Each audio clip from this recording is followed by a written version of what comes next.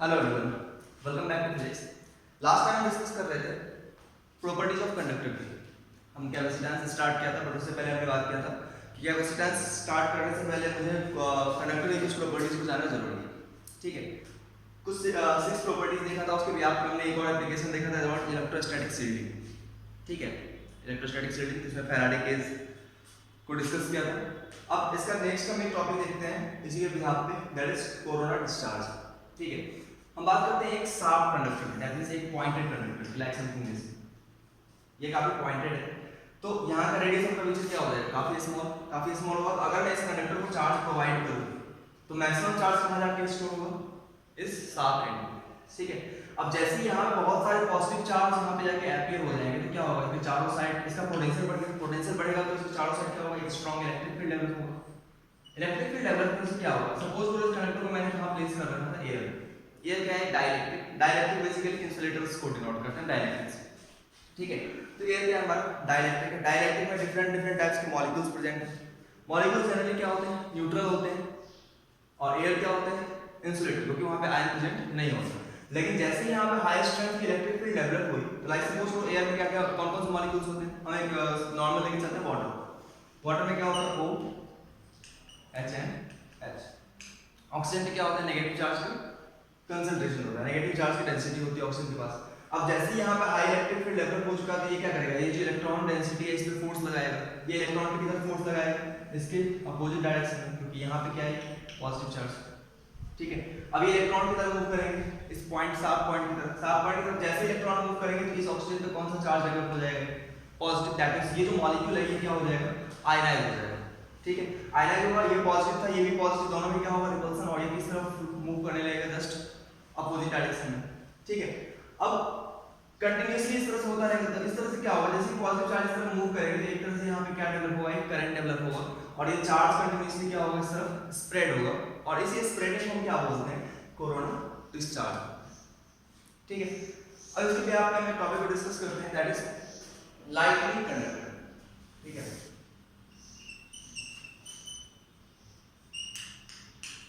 Lightning conductor. ठीक है, lightning conductor basically बड़े बड़े बिल्डिंग्स को लाइटनिंग फ्लैश से बचाने के लिए यूज किया जाता है। ठीक है, जो लाइटनिंग फ्लैश होते हैं उनसे बचाने के लिए हम बड़े बड़े बिल्डिंग को कौन क्या यूज करते हैं? Lightning conductor. लाइटनिंग कंडक्टर क्या होता है? शार्प बने होते हैं, इस तरह से शार्प पॉइंटेड होते हैं। ठीक है, सपोज करो एक बिल्डिंग में इस तरह से शार्प पॉइंटेड प्लेस कर दिया। ठीक है, अब क्लाउड जो होता है, क्लाउड में दो लेयर्स, अपर लेयर जो होता है वो क्या होता है? पॉजिटिवली चार्ज, और जो लोअर लेयर होता है वो क्या होता है?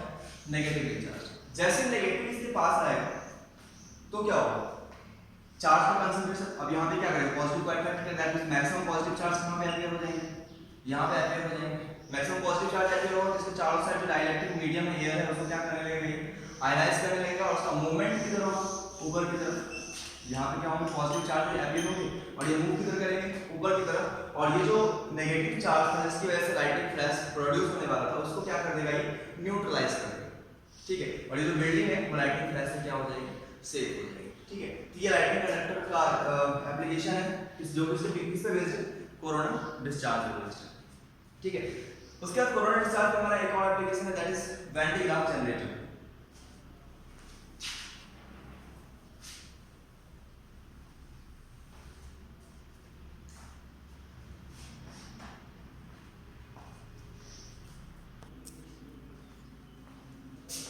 ये वाला Van de Graaff generator. Van de Graaff generator principle क्या होता है? बेसिकली किस प्रिंसिपल पे बेस्ड है? कोरोना डिस्चार्ज पे बेस्ड है। और दूसरा इसका प्रिंसिपल होता है कि ये मेटल स्फीयर होता है। इस मेटल स्फीयर में जो भी चार्ज डेवलप होगा वो इस स्फीयर पे यूनिफॉर्मली डिस्ट्रीब्यूट होगा वहां पे इसके आउटर सरफेस। ठीक है, ये दो प्रिंसिपल है जो दोनों किससे मैच है? Properties of conductors. ठीक है, अब इस वैन डी ग्राफ जनरेटर में बेसिकली ये हम एक स्टील केज यूज करते हैं जो किससे पैक होता है? नाइट्रोजन से या फिर आर्गन से। ठीक है, अब इसे क्यों पैक करते हैं इसके बारे में बात करेंगे। ये जो चैम्बर है ये कैसा चैम्बर होता है? स्टील चैम्बर जो किससे पैक होता है? नाइट्रोजन से। ये एक मेटल स्फीयर है जो दो स्टैंड पे प्लेस्ड है। ये स्टैंड किसके बने होते हैं? इंसुलेटर्स के बने होते हैं। ठीक है, यहाँ से हम एक एनर्जी सोर्स प्रोवाइड करते हैं जो कितने रेंज का वोल्टेज प्रोवाइड करता है 10 टू द पावर 4 वोल्ट के अप्रॉक्स। ठीक है, दो यहाँ पे मेटल कॉम्स हैं जिनके एंड जो है वो काफी शार्प है। ये पुली है, ये दो P1 और P2 पुली है जो फिक्स्ड है इन दोनों पॉइंट्स पे। ठीक है, इस पे हम एक बेल्ट यूज करते हैं। बेल्ट किसका होता है? रबर का होता है या फिर सिल्क का होता है। ठीक है, और ये जो बेल्ट है इसको कंटिन्यूअसली एक मोटर के थ्रू मूव कराते हैं लाइक दिस वे, ये इस तरह से मूव करता है। ठीक है, इस तरह से। अब इसका फंक्शन क्या होगा, वर्किंग कैसे होगा? जब हम इसको काफी हाई वोल्टेज प्रोवाइड करते हैं 10 टू द पावर 4 वोल्ट, एक ही साइड से कनेक्ट होता है पॉजिटिव से। यहाँ पे कौन सा चार्ज एपियर होता है? पॉजिटिव। सिंस यहाँ पे शार्प एंड है तो यहाँ पे क्या होगा, काफी हाई डेंसिटी का चार्ज डेवलप होगा, जिसकी वजह से क्या होगा, यहाँ पे करंट प्रोड्यूस होगा, आयन करंट होगा। आयन किस तरफ मूव करेंगे? पॉजिटिव चार्ज इस तरफ मूव करेंगे। मैंने पहले भी देखा, यहाँ पे अगर पॉजिटिव है तो आसपास के आयन क्या करेगा, ये आयनाइज करेगा। यहाँ पे नेगेटिव किस तरफ मूव करेंगे? इस तरफ। पॉजिटिव किस तरफ मूव करेंगे? इस तरफ। अब ये पॉजिटिव चार्ज किस पे एपियर होंगे? इस बेल्ट पे। ये बेल्ट कंटिन्यूअसली मूव कर रहा है। बेल्ट मूव करते करते जैसे ऊपर पहुंचेगा तो ये पॉजिटिव चार्ज है, यहाँ पे पॉजिटिव चार्ज की वजह से हाई नेगेटिव चार्ज कहाँ पे एपियर होगा? हाई कंसंट्रेशन का इस कॉम C2 के शार्प पॉइंट्स पे।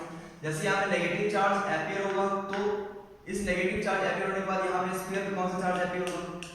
Positive charge. अब ये नेगेटिव चार्ज एपियर होगा तो यहाँ से भी एक आयन करंट फ्लो होगा, और यहाँ से कौन सा चार्ज फ्लो होगा? इधर करंट में नेगेटिव चार्ज। पॉजिटिव था तो यहाँ से कौन सा चार्ज फ्लो हो रहा था? पॉजिटिव। नेगेटिव है तो यहाँ से कौन सा चार्ज फ्लो होगा? नेगेटिव। ये नेगेटिव चार्ज जो फ्लो होगा वो क्या करेगा, इन पॉजिटिव चार्ज को न्यूट्रलाइज करता जाएगा कंटिन्यूअसली। दैट मींस जो पॉजिटिव चार्ज एपियर हो गया वो किस पे एपियर होगा? इस स्फीयर पे, और ये प्रोसेस कंटिन्यूअसली क्या होगा, चलता रहेगा। ठीक है, ये जो इसके आसपास अगर सपोज करो एयर में फिल किया, एयर फिल करेंगे तो एयर का जो डायरेक्ट ब्रेकडाउन होता है, दैट मींस जिस पोटेंशियल के बाद एयर आयनाइज होने लगता है वो कितना है? 3 10 टू पावर 6 वोल्ट के अप्रॉक्स। ठीक है, इतने वोल्टेज पे जाके जो एयर के जो मॉलिक्यूल्स हैं वो क्या होने लगते हैं? आयनाइज होने लगते हैं। इसलिए क्या यूज कर, तो उसके बाद क्या होगा, जब यहाँ का पोटेंशियल इस पोटेंशियल को अचीव कर लेगा तो क्या होने लगेगा, ये इसके आसपास के मॉलिक्यूल्स को भी आयनाइज करने लगेगा। ठीक है, उससे बचाने के लिए यहाँ पे क्या करते हैं, एयर को किससे रिप्लेस कर देते हैं? नाइट्रोजन से या फिर आर्गन से, ताकि यहाँ पे जो चार्ज है वो जैसे जैसे यहाँ पे चार्ज का स्ट्रेंथ बढ़ता जाएगा, इसके आसपास पहुंचता जाएगा, तो यहाँ से चार्ज लीकेज ना हो एयर। ठीक है, तो ये इसका प्रोसेस है। वापस देख लेते हैं प्रोसेस को। हम बेसिकली क्या करते हैं, वोल्टेज कितना प्रोवाइड करते हैं? 10 टू द पावर 4 वोल्ट, और हमें मिलता कितना है? 3 10 to the power 6 volt. 10 to the power 6 volt के रेंज में हमें क्या मिलता है? पोटेंशियल ऑब्टेन होता है। कैसे ऑब्टेन होता है? तो उसके लिए हम एनर्जी सोर्स को किससे कनेक्ट करते हैं? कॉम से। अब जैसे हम इसको पॉजिटिव चार्ज देंगे तो इस कॉम के जो शार्प एंड है यहाँ पे काफी हाई डेंसिटी का चार्ज डेवलप होगा, पॉजिटिव चार्ज। अब यहाँ पे शार्प एंड में पॉजिटिव चार्ज जैसे डेवलप होता है, आसपास के मॉलिक्यूल्स को क्या करेंगे? आयनाइज करने का नेगेटिव चार्ज किधर फ्लो होगा? इस तरफ, और पॉजिटिव चार्ज किधर फ्लो होगा? जस्ट अपोजिट डायरेक्शन में। और ये पॉजिटिव चार्ज किस पे एपियर होगा? ये इंसुलेटिंग बेल्ट पे। ठीक है, पॉजिटिव चार्ज एपियर होगा पॉजिटिव। अब इस बेल्ट को कंटिन्यूअसली हम मोटर की हेल्प से मूव कराते हैं। अब ये पॉजिटिव चार्ज किधर मूव करेगा? ऊपर की तरफ। जैसे ही पॉजिटिव चार्ज यहाँ पे पहुंचेगा तो ये जो कॉम है इस पे वापस से इंडक्शन होगा चार्ज का। जैसे यहाँ पे पॉजिटिव है तो इसमें कौन सा चार्ज एपियर होगा? नेगेटिव। और इसके जस्ट अपोजिट चार्ज कहाँ एपियर होगा? इस स्फीयर पे। अब यहाँ पे नेगेटिव चार्ज एपियर होगा तो वापस से यहाँ पे एक आयन करंट फ्लो होगा, जहाँ पे कौन सा आयन फ्लो होगा इस केस में? नेगेटिव आयन, जो क्या करेगा, इस पे जो पॉजिटिव चार्ज आ रहा है उसको न्यूट्रलाइज करता जाएगा, और यहाँ पे कौन सा चार्ज बच जाएगा स्फीयर पे? पॉजिटिव। और ये प्रोसेस कंटिन्यूअसली रिपीट होता रहेगा। ठीक है, दैट मींस यहाँ पे पॉजिटिव चार्ज पहुंचता रहेगा और यहाँ पे पॉजिटिव चार्ज एपियर होता रहेगा। ठीक है, और धीरे धीरे इस स्फीयर की पोटेंशियल जो है वो क्या होती जाएगी? इंक्रीज होती जाएगी। एक इंस्टेंट ऐसा है कि पोटेंशियल इस वैल्यू को अप्रोच करेगा। अगर मान लो मैंने यहाँ पे एयर ले लिया तो जैसे इस वैल्यू को अप्रोच करने लगेगा तो यहाँ से चार्ज लीकेज होने लगेगा, क्योंकि यहाँ पे पोटेंशियल अगर इस रेंज का हो गया तो इस एयर के जो मॉलिक्यूल्स है उसको क्या करने लगेगा? वो आयनाइज करने लगेगा। तो उसको करंट लीकेज को बचाने के लिए, जो चार्ज लीकेज है उससे बचाने के लिए हम यहाँ पे क्या करते हैं? एयर की जगह पे क्या लेते हैं? नाइट्रोजन लेते हैं या फिर आर्गन लेते हैं।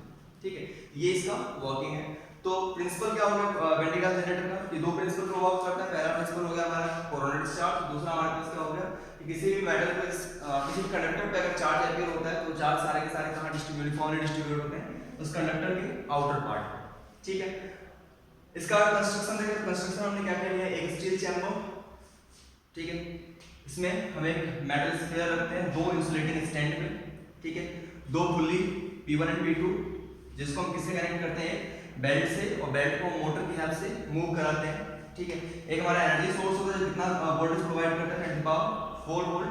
और इस एनर्जी सोर्स से हम किसको चार्ज करते हैं, एक मेटल कॉम्ब को, ठीक है।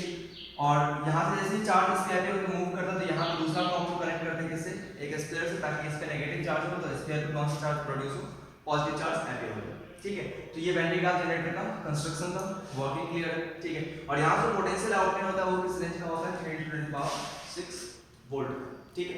ये जो स्फीयर होता है, इस स्फीयर का रेडियस हम जनरली 1 मीटर के अप्रॉक्स लेके चलते हैं, रेडियस ऑफ स्फीयर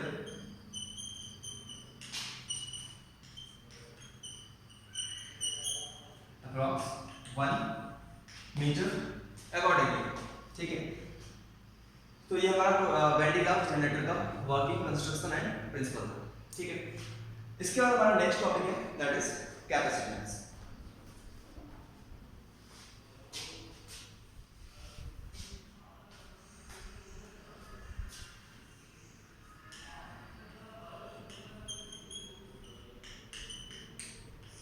इसके नोट्स मैंने आपको प्रोवाइड कर रखे हैं जो भी हमने टॉपिक पढ़ा है अभी तक, ठीक है। Properties of conductor, electrostatic setting, corona discharge, lightning conductor and then after Van de Graaff generator, इन सारे के नोट्स हमने आपको पहले प्रोवाइड कर रखा है। नोट्स को आपको स्टडी करनी है और उनसे रिलेटेड कोई डाउट हो तो आप डायरेक्टली मुझसे पूछ सकते हो, ठीक है। नेक्स्ट हमारा मूव करते हैं किस पे, हमारा टॉपिक है दैट इज कैपेसिटेंस। इस पे मूव करने से पहले आपको जो भी अभी तक मैंने इन 2 लेक्चर में पढ़ाया उनको अच्छे से कवर करना है, उसके बाद हम नेक्स्ट इस टॉपिक को डिस्कस करेंगे अगली क्लास में, ठीक है। Thank you.